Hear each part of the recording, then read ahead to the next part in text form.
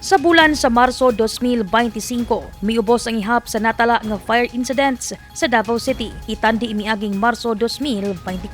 Subay sa datos sa BFP Davao City District, anaa sa 54 ang natalang kaso sa sunog, nga mas ubos og 130% kumpara ni aging tuig nga nakatala og 124 ka sunog. 2024. Ito din siguro ma'am dahil dun sa mga fire incidents na mostly ang related dun is residential areas and non-residential. When I say non-residential, kasama dun yung mga establishment, commercial buildings, ganun po ma'am.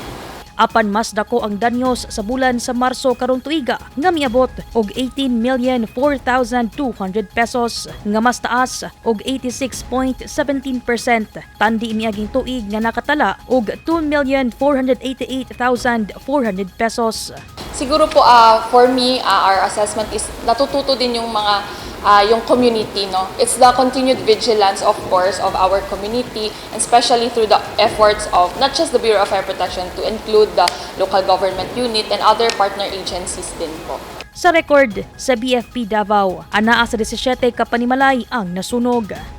Naguna ang barangay Buhangin ning syudad sa pinakadaghang natala nga sunog. Gisundan kini sa Panakan, Bukana, Matina Crossing ug Kabantian. Sa gihapon, nagunang tinubdan sa kalayo mao ang electrical ignition. Padayon sab ang mga pagpaningkamot sa BFP nga may dukar ang mga residente. We have the program of the Bureau of Fire Protection, the Oplan Ligtas na Pamayanan, in which our firefighters nagkakandak ng lecture dun sa mga barangays, nagki-create ng fire brigade din dun sa mga barangay ma'am, no. So yun po, no, isang step, no, to educate our residents no, dito sa Davao City or anywhere in the Philippines. And of course, we do conduct fire drills, fire safety lectures. So whenever they have that one, especially sa workplaces or even sa schools, kahit saan ma'am sa community, sana po tandaan talaga nila, isa-isip, isa-puso yung dapat nilang gawin para syempre maiwasan natin yung ganitong sunog. At saka especially,